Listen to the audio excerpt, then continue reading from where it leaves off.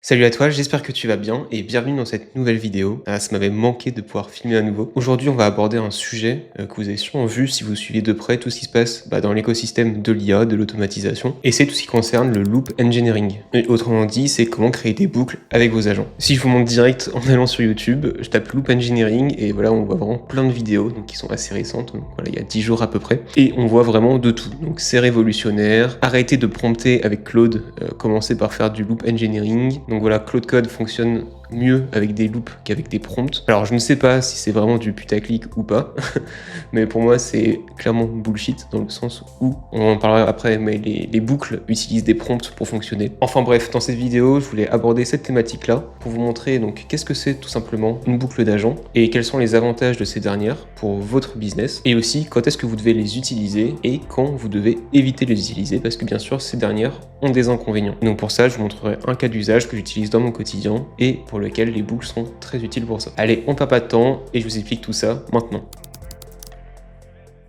Bon alors, on parle de boucle d'agents, mais déjà il faut bien situer ce que c'est un agent. Et un agent, ce n'est pas une IA qui est autonome. Un agent, c'est constitué de 4 principaux blocs. Et pour ça, je trouve que rien de mieux que prendre l'exemple de N8N qui permet de vraiment matérialiser sur un schéma ce que c'est un agent. Donc N8N permet de créer des automatisations directement, des automatisations déterministes, c'est-à-dire qu'on sait que par quelles étapes l'automatisation va passer. Et N8N comporte ce petit bloc qui est un bloc agent. Et en fait, un agent, comme je vais vous montrer ici, est constitué de 4 différentes parties. La première, c'est un prompt système qu'on peut voir juste ici en cliquant sur l'agent.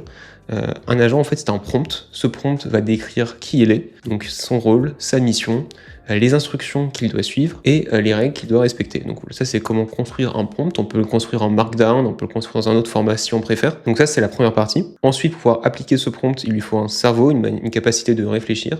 Et donc pour ça, on va utiliser un modèle d'IA, un LLM. Ici, par exemple, on a connecté OpenRouter, qui nous permet d'accéder à différents LLM. Ici, on a mis Claude Opus 4.8 par exemple. Donc un agent est constitué d'un prompt et d'un LLM, qui lui permet de réfléchir. Ensuite, on va lui donner accès à différents outils, donc c'est la troisième partie. Ici, on peut connecter différents outils à notre agent, donc par exemple, je ne sais pas, Gmail, voilà, hop, et donc là, je peux par exemple envoyer un mail avec mon compte Gmail, voilà. Donc ça, c'est une capacité que peut avoir mon agent maintenant. On peut lui attribuer tout plein d'outils. Pour ça, il faut juste avoir accès à une API, à un serveur MCP, par exemple. Et enfin, ce qu'on veut, c'est permettre de déclencher notre agent. Parce que là, pour l'instant, il fonctionne, donc il a un cerveau et des outils, mais il ne peut pas être déclenché. Et pour le déclencher, pour ça, il y a différentes possibilités. Soit on peut faire un déclenchement manuel, donc là on va ouvrir un nouveau module et donc là on va mettre par exemple un déclencheur manuel, voilà. Donc ça, typiquement le déclencheur manuel, c'est quand vous discutez avec Claude. Quand vous discutez avec Claude et lui donnez un ordre, c'est un déclenchement manuel. Ensuite, vous avez le déclenchement qui est régulier. Donc ça, c'est ce qui s'apparente à un cron. Le cron sur Claude, c'est typiquement le fait de pouvoir avoir une fonction qui va l'exécuter toutes les heures, par exemple, tous les matins, toutes les semaines. Ici, sur N8N, c'est ce module-là qui permet de gérer ça. Donc là, par exemple, ici, si je clique sur ce module, tous les jours à minuit, ce workflow, cet agent IA va être déclenché. Voilà. Et l'ensemble de ces 4 briques va composer notre agent. Donc déjà, une fois que vous avez mis ça en place, vous pouvez déjà avoir des agents qui tournent et typiquement trier vos emails tous les matins. Typiquement, ça peut faire quoi? Ça peut analyser vos concurrents dans votre niche, vous donner des conseils, ça peut répondre à vos emails automatiquement, etc. Donc globalement, vous pouvez déjà être setup avec ça. Après, par contre, le problème de ça, c'est que vous allez voir dans votre quotidien, ça peut arriver que l'IA hallucine. Donc l'IA peut halluciner, et donc vous allez des fois voir que vos sorties sont pas forcément très bonnes, les réponses d'emails sont pas forcément les plus optimisées. Quand vous demandez à l'IA de trier vos emails, des fois c'est trié, mais pas avec le bon dossier, etc., etc. Et bien pour ça, ce que vous pouvez faire, c'est que vous pouvez améliorer donc la sortie, donc l'output de sortie de vos agents, et pour ça, vous pouvez utiliser des boucles d'amélioration, des boucles d'agents. Et c'est ça dont on parle précisément dans cette vidéo. L'objectif, c'est de faire en sorte que lorsque votre agent sort une réponse, en fait, cette réponse valide des critères. Et si les critères ne sont pas validés dans ces cas-là, la sortie est réenvoyée à votre agent pour que votre agent puisse améliorer à nouveau le résultat, jusqu'à ce que le niveau de satisfaction soit suffisamment élevé pour que ce soit validé. Donc pour vous montrer un peu à quoi ressemble la boucle, c'est ça. Donc on a notre déclencheur, donc déclencheur manuel, déclencheur, donc le cron par exemple, si c'est régulier de temps en temps, qui va entraîner l'action de notre agent. Ensuite, on va vérifier avec nos critères et on verra par la suite ce que c'est un bon critère, est-ce que c'est bon. Si c'est pas encore bon, on recommence jusqu'à ce que ça valide les critères. Bien sûr, à chaque fois, on garde une mémoire, on garde une trace de tous les essais qui ont été faits, car sinon, l'agent n'apprend pas, et la prochaine fois, il va recommencer par les mêmes étapes, et c'est pas le but. Et ensuite, lorsque c'est prêt, ou que la limite est atteinte, parce qu'il est aussi très important dans vos boucles de mettre en place une limite pour éviter les boucles qui sont infinies, sinon vous allez cramer votre consommation API, vos consommations de tokens. Et donc vous pouvez mettre un blocage, typiquement lorsque vous avez fait par exemple 5 répétitions de boucle, c'est votre nombre de répétitions maximum, et dans ce cas-là vous pouvez stopper la boucle. Ou alors vous mettez une limite de budget, si on a consommé, je ne sais pas, par exemple 2 € de budget avec ce travail-là, dans ces cas-là, ça stoppe automatiquement. Et du coup, ça output le résultat, le dernier résultat qui était en cours. Et donc, avec ce genre de boucle, vous pouvez vraiment drastiquement améliorer vos résultats. Donc, comme je l'ai dit un tout petit peu plus tôt, l'objectif d'une boucle, c'est d'analyser le premier résultat de sortie de votre agent et le faire passer dans la boucle s'il ne répond pas à certains critères. Ces critères, donc là, je vais vous en parler tout de suite. L'idéal, c'est d'avoir des critères qui sont mesurables. Et donc, c'est aussi là où je vais calmer du coup toutes les vidéos que je vois sur les réseaux sociaux. Le fait de faire des loops, donc des boucles, n'est pas quelque chose de nouveau, c'est quelque chose qui existe déjà vraiment avec les agents depuis un certain temps. Et notamment, de nombreux chercheurs l'ont décrit dès 2022, dès le début des agents IA, et l'ont décrit sous le nom de React. Et tout simplement, ça veut dire que l'IA raisonne, agit, observe le résultat et recommence lorsque le résultat ne correspond pas aux différents critères. Pour ces différents critères, il y a donc 3 niveaux de critères selon moi. Donc le premier qui est le meilleur, c'est tout ce qui est test déterministe. Par exemple, est-ce que le code qu'on va vérifier passe à un certain test, un test qui peut être en JavaScript, ça peut être du code tout simplement. Est-ce que le résultat de l'agent correspond à un output attendu? Si par exemple on veut générer un post LinkedIn, est-ce que par exemple ce post correspond à certains critères, donc par exemple certains mots qui sont attendus? Dans ce cas-là, c'est une identification par regex. Du coup, c'est déterministe et c'est très facile à déterminer. Est-ce que le post contient un certain lien? Est-ce qu'il aborde certains sujets? L'objectif de ces critères-là est de vraiment mettre en place un système de pondération qui va, en fonction du coup du résultat, attribuer ou retirer des points. Et si on passe un certain nombre de points, dans ces cas-là, c'est validé. Ensuite, un niveau qui est un peu moins précis, c'est le contrôle visuel. Les IA maintenant sont quand même très bonnes pour analyser tout ce qui est visuel, donc si on lui file une image, il va être capable de vraiment bien analyser l'image en question. Donc ça, c'est ce que je vous montrerai par la suite sur une utilisation que j'ai utilisée de mon côté. C'est tout simplement une boucle qui va permettre d'analyser le résultat de sortie de la génération de graphes sur Excalibro. Donc là, par exemple, les graphes que vous voyez ici, je les ai générés du coup avec l'IA sur Excalibro. Et donc, il y a une boucle qui va analyser ce qu'a fait l'IA pour vérifier que tout est bien en place. Parce que typiquement, il pourrait y avoir du texte qui soit mis comme ça. Et voilà, bien sûr, il faudra le corriger à la main et ce sera embêtant.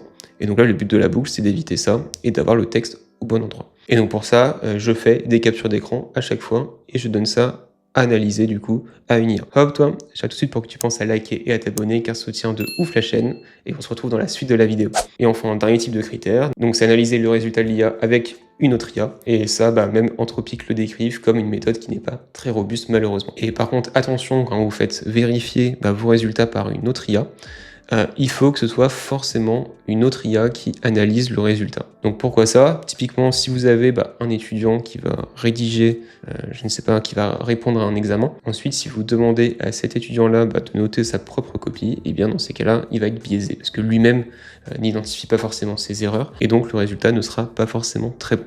Donc une IA qui rédige, donc qui écrit le résultat, et ensuite une IA qui est neutre et qui corrige. Donc là, typiquement, si on va sur n8n, ça s'apparenterait donc à ça. Donc là, on a une IA qui va générer, donc, je sais pas, une description par exemple de short. Et ensuite, on passe par une autre IA, donc une IA qui serait là pour analyser la sortie initiale. Et donc là, ensuite, on aurait une décision. Donc un if par exemple. Et donc si par exemple la sortie de cette IA, donc de ce reviewer, c'est validé, dans ces cas-là, on continue. Et si c'est pas validé, on repart du coup sur l'analyse initiale, et ainsi de suite jusqu'à ce que le reviewer valide la sortie de l'IA. Donc là encore une fois, je vous montre sur n8n pour vous illustrer ça de manière simple, mais vous pouvez faire ça totalement sur Claude, et c'est même recommandé pour le coup, car Claude peut vraiment générer plein de sous-agents en parallèle, qui n'ont pas forcément le contexte de la fenêtre initiale, et donc c'est parfait pour pouvoir review un résultat de sortie. Bon alors je vais vous montrer de suite ce que j'ai fait moi de mon côté comme type de boucle par exemple. Et donc c'est une boucle qui permet de générer des graphes sur Excalibro. Donc Excalibro c'est ce que je vous ai montré juste ici, donc ce sont les graphes que je génère pour les vidéos notamment.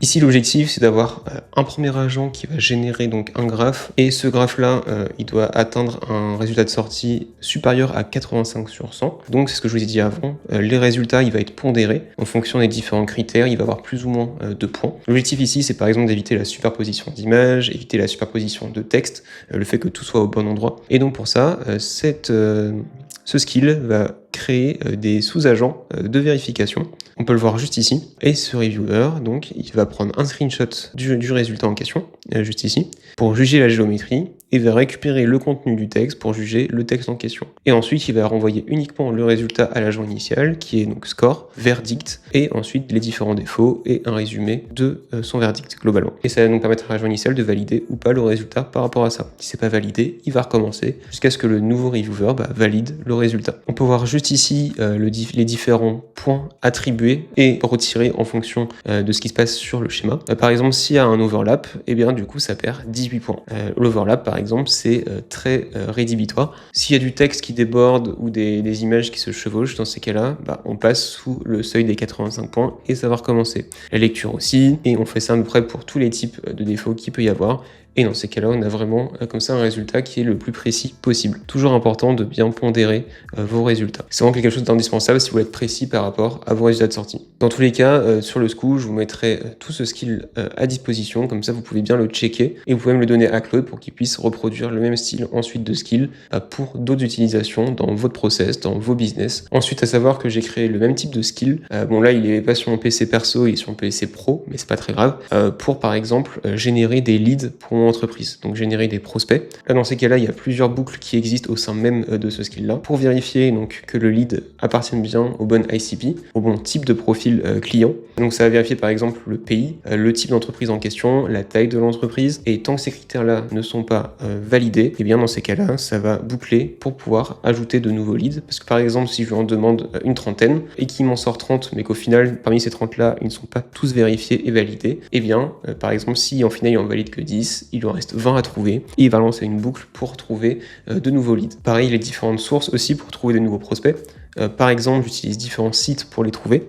Si dans le premier site, par exemple, il en trouve qu'une dizaine, eh bien, il va boucler en ajoutant de nouveaux sites jusqu'à ce qu'il en trouve suffisamment. Donc le système de boucle est vraiment adapté en fonction de vos besoins. Au final, ces boucles, elles sont incluses dans les prompts en question, parce qu'on peut voir ici que la boucle, elle est indiquée typiquement dans le prompt skill, dans lequel je lui demande de faire une boucle et de générer des nouveaux reviewers. Donc tout ce que vous voyez sur internet vous disant que le prompting est mort, en fait c'est faux, parce que les boucles fonctionnent à l'aide de prompts, tous les agents fonctionnent globalement à l'aide de prompts, et je trouvais ça important de faire une vidéo pour vous rappeler ces choses essentielles en fait qui sont, je ne sais pas pourquoi, mis à l'écart dans les vidéos. J'imagine peut-être pour faire des vues. Donc là je vous montre un exemple que j'ai fait en réalisant cette vidéo avec la boucle d'agents.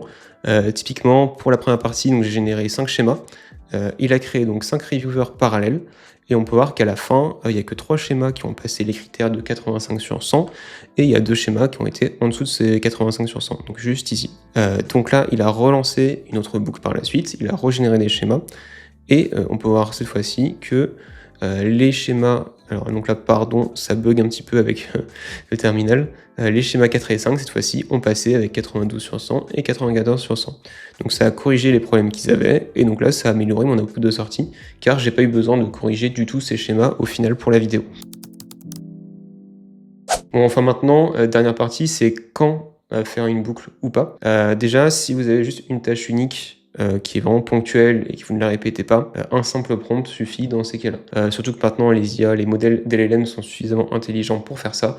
Voilà, donc vous lui dites un prompt, il effectue la tâche, fin de l'histoire. Par contre, si ça commence à être répétitif et que l'automatisation a des étapes fixes, donc c'est par exemple, je ne sais pas, récupérer par exemple une facture par mail tous les matins, ensuite l'ajouter dans votre logiciel comptable et enfin vous envoyer un message sur Slack pour dire que vous avez reçu cette facture-là, et bien donc là c'est une automatisation à état fixe qui est régulière. Dans ce cas-là, on automatise de manière déterministe. Le mieux pour moi c'est un N8N, car N8N va récupérer avec un schedule trigger, donc un déclencheur, va récupérer votre facture, va ensuite la mettre sur le CRM, sur le logiciel comptable, donc là ça va coûter aucun token, et même envoyer le message sur Slack ne va consommer aucun token. Ensuite, si tu veux pas prévoir le nombre d'étapes, dans ce cas-là une boucle d'agent est utile, donc c'est comme je précisais par exemple avec ma génération de leads ici.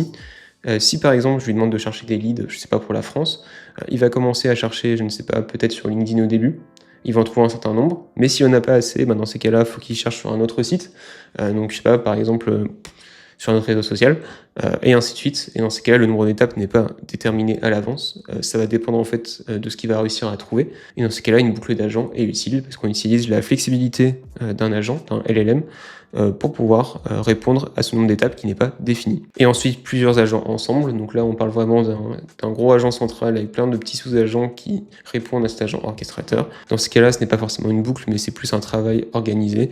Et dans ces cas-là, c'est si vous développez une app, si vous développez un gros projet, avec plein de petites étapes qui ont besoin d'être remplies en parallèle. À savoir que aussi, vous pouvez ajouter une boucle du coup sur ces grosses tâches pour vérifier que l'output de sortie est bon. Car la boucle d'agent, le but principal, c'est vraiment d'augmenter la précision de l'output de sortie. Et autre truc que je peux te montrer aussi, c'est Anthropic qui a mis en place une commande de boucle interne, qui est la commande /goal. Donc là, juste ici, vous faites /goal, vous faites espace, et vous mettez ensuite la condition. Donc, quelle est la condition que l'IA doit respecter pour pouvoir sortir le résultat? Donc là, par exemple, créez-moi une app fonctionnelle. Vous pouvez vraiment fonctionner avec des gros projets. Une app fonctionnelle reproduisant, je ne sais pas, Facebook. Et donc dans ces cas-là, l'IA va continuer jusqu'à avoir une app Facebook fonctionnelle. Donc là, c'est vraiment pour grossir le trait, mais voilà, ça va pas construire Facebook non plus. Enfin, quoique, je ne suis pas sûr maintenant, avec Fable.